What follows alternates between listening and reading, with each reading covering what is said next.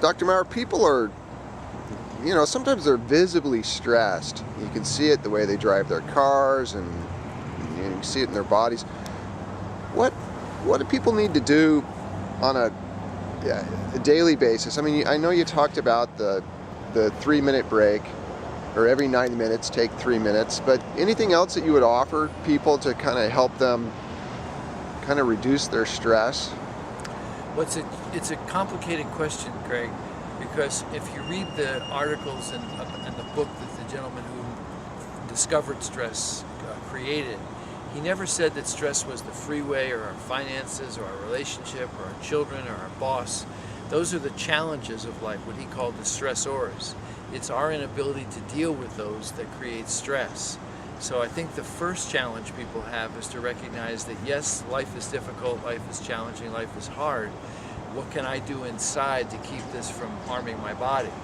And so that by itself is a huge shift, because what most people do is believe that until my job changes or the freeways are less crowded or my finances increase, there's nothing else I can do but just wait, hope, pray, or take action. The stress management steps that help the body, the obvious things, of course, enough sleep, good nutrition, exercise, people know those.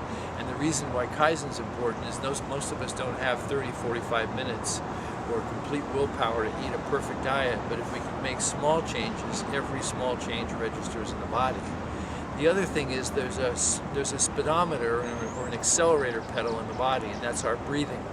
So if while you're sitting there struggling with your finances or your relationship or problems with your child, if you can remember to breathe slowly, to slow down the breath, first of all, it takes your mind off some of the harsh thoughts that we have.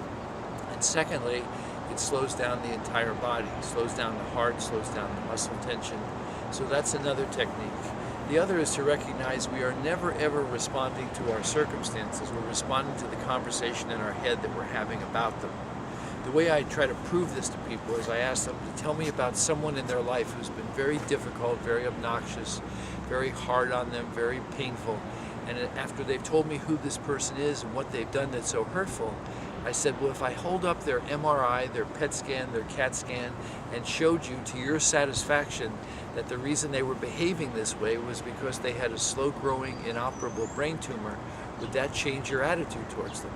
And 99 out of 100 people say, of course, in a heartbeat. So I then point out, so what is it that's causing you the pain? Is it their behavior or the conversation in your head about why they're doing this to you? So if you can become more aware of those harsh, critical voices and recognize them not as the truth, but simply as an old, harsh voice that got built in, and begin changing that, you can reduce your stress dramatically. And it also sounds like there's some empathy in there. Yes, exactly.